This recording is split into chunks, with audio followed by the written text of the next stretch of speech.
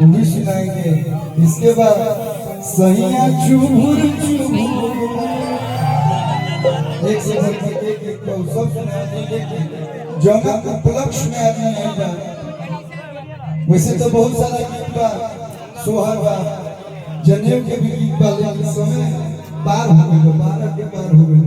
लेकिन फिर भी एगो बहुत प्यारा सोहर बोले क्या है जब बबुआ के दादाजी लोग बोले, बबुआ के पापा मम्मी मौसी बुआ सब लोग तो लोग खातिर गीत बा कि झुमारी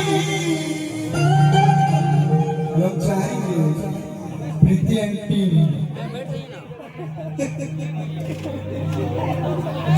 प्रीति आंटी सभी लोग आ जाएंगे कि झुमारी हरी झुमारी हरी झुमारी कि अब बबुआ भइले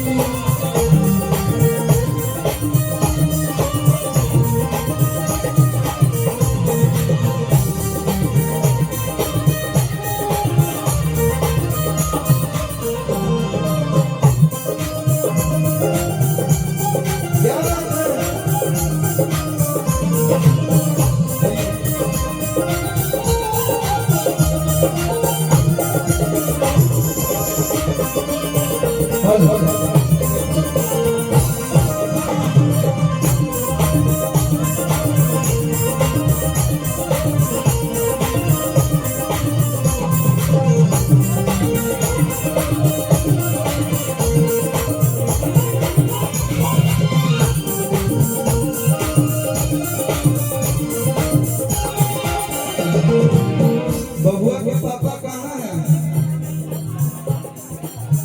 बबुआ के पापा बड़ी कान चूस हो। बताइए बबुआ के आज अपना संस्कार बा सोहर गावत नहीं बबुआ के पापा लोग खाली चुपचाप बैठल बा। बबुआ के पापा बबुआ भी हम चाहते हैं दोनों बबुआ लोग आ जाइए इसलिए खाली आ जाए खा रहे हैं। बहुत प्यारे लग रहे हैं हम मामा जी भी आने साथ। बबुआ के पापा धीरे धीरे कदमों से पीछे की तरफ आते हुए बबुआ के पापा बड़ी कान चूसी हो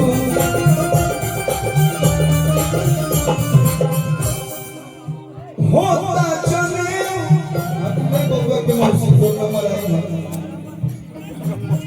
होता चले लुटावस हो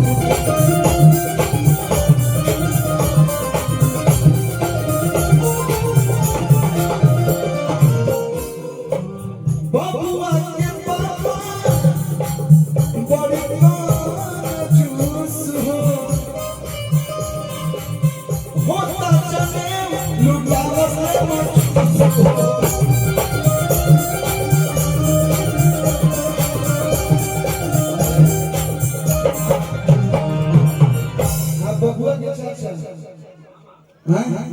बबुआ के मामा है, बताइए पापा पर हैवी भारी पड़ रहे मामा।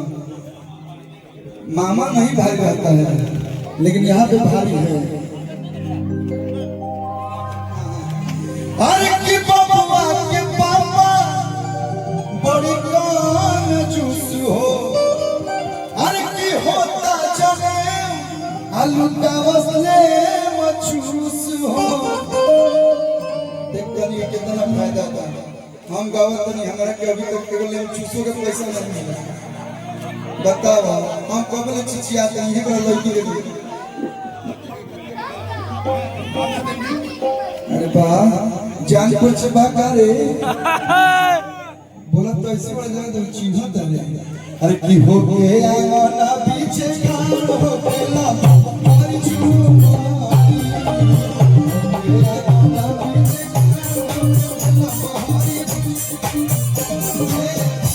बबुआ का गाना जुनिया